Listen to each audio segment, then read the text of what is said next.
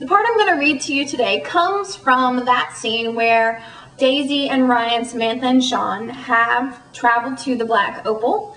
It's a nightclub. There's a teen night where a very popular band is playing. The band is called Side Effects May Vary, and it's not a normal nightclub. It's really weird. It's got some strange characters there, and Daisy is hoping to find some clues as to why the dead girl was at this club not long before she ended up in the morgue.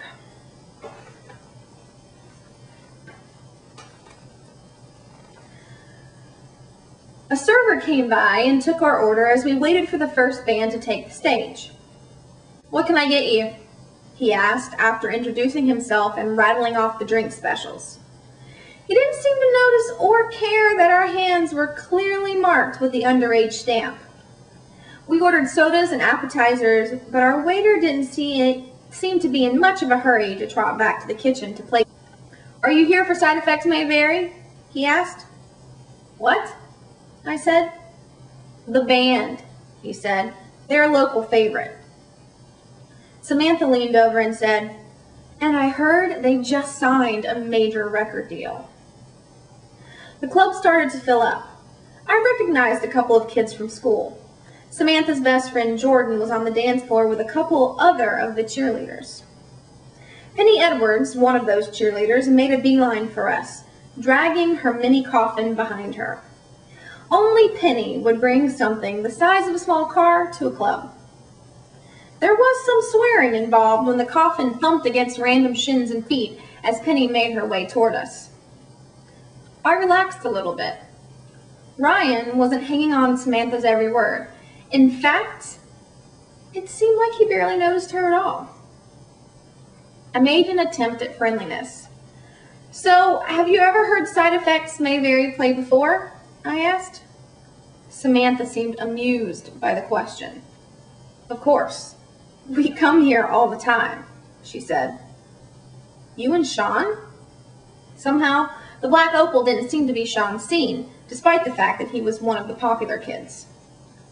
"No, Jordan, Rachel, and me mostly, but some of the other girls on the squad sometimes." "I come here all the time too," Penny bragged. "I've never been here before," I said casually, hoping for some more information. "Big surprise," Penny muttered. I ignored her. "So, have you ever seen anyone strange hanging around here?" It was entirely possible that the dead girl met her killer at this very club. Samantha looked at me like I had two heads. "Strange? Take a look around, Giordano." She had a point. The room was filled with some unusual people, even by Nightshade standards.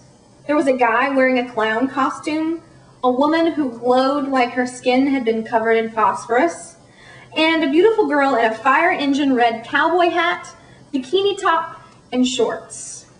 None of them looked like killers, but you never know. But before our semi-courteous conversation could deteriorate any further, a tall man wearing a baggy suit and creepers on his feet strode up to the microphone. "Please give it up for Side Effects May Vary," he said. The audience went wild, whistling and cheering. "Let's go," Samantha said, cutting Penny off mid-grovel. "Penny, stay here and guard our table. We are going to dance." She grabbed Sean's hand and dragged him out of the booth. Then she turned and put a hand on her hip. "Daisy, are you coming?" I looked at Ryan and raised one eyebrow in question. He took my hand, and we followed Sean and Samantha to the dance floor.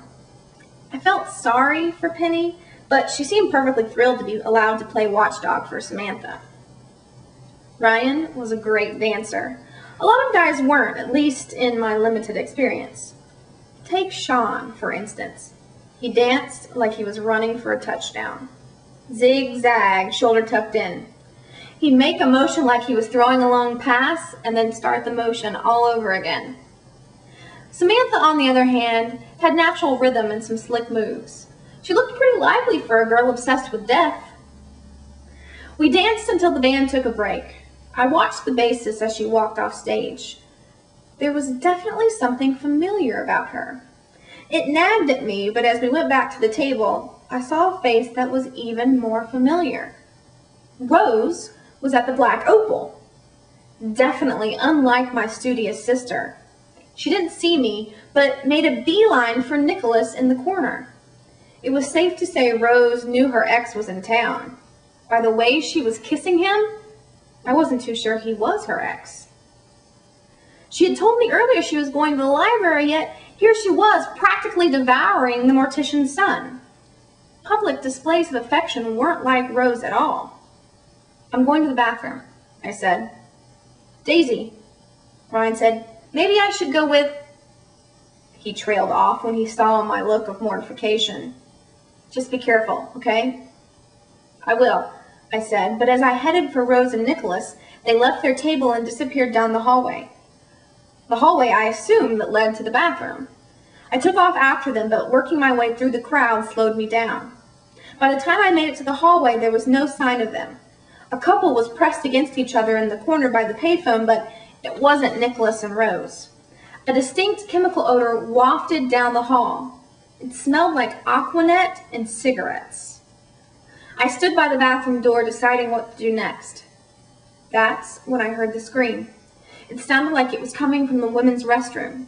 I ran into the bathroom. As I entered, I passed someone going the other way and caught a glimpse of white as she ran by me. At first I thought the bathroom was empty and badly in need of some cleaning. The aerosol odor was stronger in there, but mingling with that odor was another smell, stale beer and vomit.